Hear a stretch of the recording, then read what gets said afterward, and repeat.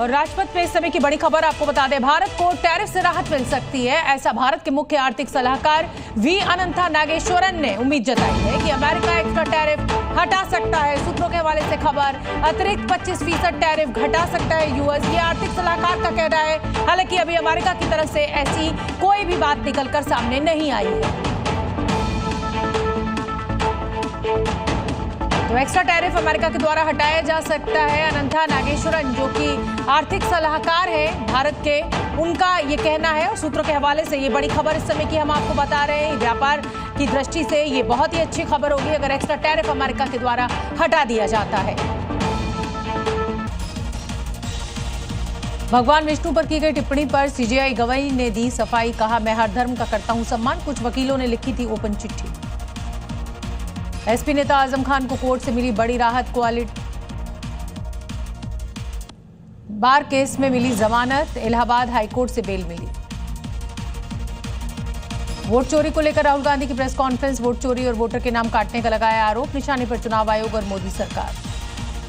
राहुल गांधी ने लोकतंत्र को हाईजैक होने का लगाया आरोप, कहा अब हमें चुनाव आयोग के अंदर से ही मिल रही है जानकारी। राहुल गांधी ने फिर किया वोट चोरी का बड़ा दावा, कहा टारगेट करके डिलीट किए गए नाम, कांग्रेस के वोट को निशाना बनाया। कांग्रेस सांसद राहुल गांधी ने चुनाव आयोग पर साधा निशाना, कहा मुख्य चुनाव आयुक्त उन लोगों को बचा रहे हैं जिन्होंने भारतीय लोकतंत्र को नष्ट कर दिया है।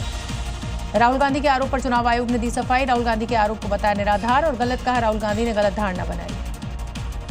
राहुल गांधी के आरोप पर बीजेपी नेता अनुराग ठाकुर ने की प्रेस कॉन्फ्रेंस और किया पलटवार, कांग्रेस को बताया हताश और निराश, कहा आरोप लगाना राहुल गांधी की पुरानी आदत। चुनाव से पहले मुख्यमंत्री नीतीश कुमार ने युवाओं को दी बड़ी सौगात, 12वीं पास युवाओं को रोजगार में मदद करेगी सरकार, हर महीने मिलेंगे 1000 रुपए।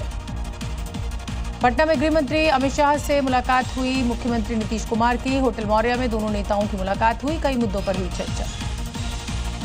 बिहार दौरे पर गृह मंत्री अमित शाह डेहरी में कार्यकर्ताओं के सम्मेलन को किया संबोधित, राहुल गांधी की यात्रा पर उठाए सवाल। आईएसआईएस मॉड्यूल पर दिल्ली पुलिस की झारखंड में छापेमारी, आतंकी दानिश के ठिकाने से पोटेशियम नाइट्रेट बरामद।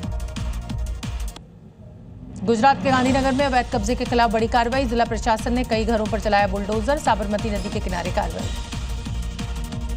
गांधीनगर में बुलडोजर एक्शन के बीच सुरक्षा के सख्त इंतजाम, मौके पर भारी संख्या में पुलिस बल की तैनाती, 10 बुलडोजर से अवैध घरों को तोड़ने की भी कार्रवाई। दिल्ली पुलिस की गाड़ी ने शख्स को मारी टक्कर, हादसे में युवक की मौत, पचकुइयां रोड पर हुआ हादसा। दिशा पाटनी के घर पर गोलीबारी करने वाले आरोपियों का एनकाउंटर, दिल्ली पुलिस और नोएडा एसटीएफ ने 2 आरोपियों का किया एनकाउंटर। पुलिस एनकाउंटर में दोनों आरोपी हुए ढेर, गाजियाबाद में पुलिस और अपराधियों के बीच हुई मुठभेड़, दिशा पाटनी के घर फायरिंग के बाद से फरार थे ये दोनों आरोपी। दिल्ली विश्वविद्यालय छात्र संघ चुनाव के लिए मतदान जारी, कॉलेजों में सुरक्षा के लिए पुलिसकर्मियों की तैनाती करी, 3 लाख छात्र डालेंगे वोट। दिल्ली विश्वविद्यालय चुनाव कैंपेन के दौरान झड़प, एनएसयूआई और एबीवीपी के कार्यकर्ता भिड़े, रागिनी नायक भी थी मौके पर।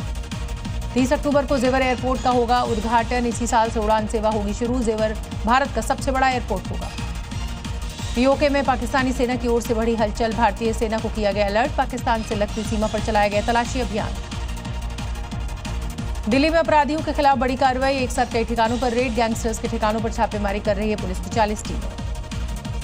पाकिस्तान और सऊदी अरब के बीच बड़ी सुरक्षा समझौता, किसी एक देश पर हमला दोनों देशों पर हमला माना जाएगा।